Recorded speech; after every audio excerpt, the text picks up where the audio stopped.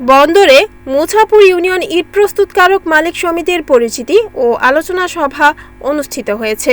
মঙ্গলবার বেলা 12টায় মুছাপুর ইউনিয়নের শাসনের বাগ এলাকায় এই সভা অনুষ্ঠিত হয়।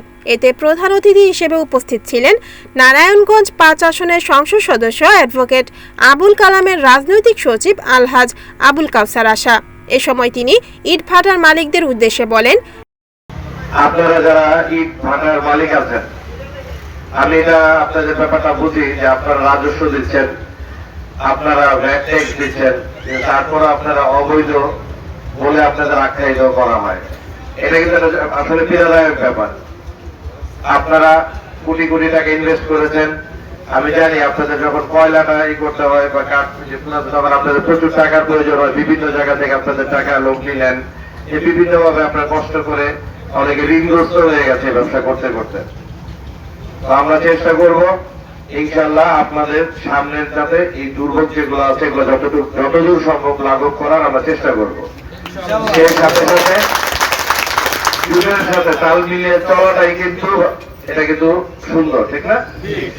আজকে আমাদের কি কি কারণে আমাদের অবৈধ বলে, কি কি কারণে পরিবেশ এসে আমাদের ডিস্টার্ব করে, আমাদের এগুলা চিন্তা ভাবনা করে আস্তে আস্তে আমাদেরও একটু আধুনিক হইতে হবে। আমরা যখন এই চালের সাথে যেমন একসময় প্যাডেল রিক্সা চলতো, এখন কিন্তু ব্যাটারি চালিত রিক্সা চলে। এটা এক সময় আমাদের অঞ্চলে গরুর গাড়ি চলতো, এখন দেখা যায় না। এটা পরিবর্তন আসে।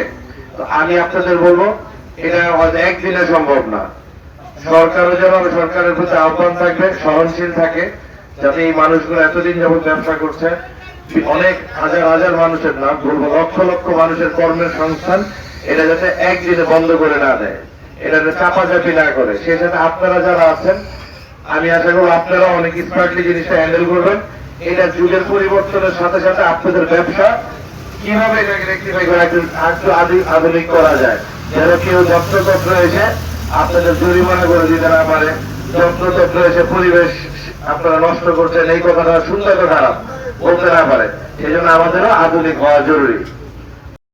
অনুষ্ঠানে সভাপতিত্ব করেন নারায়ণগঞ্জ জেলা ইট প্রস্তুতকারক মালিক সমিতির মহাসচিব সলিমুল্লাহ।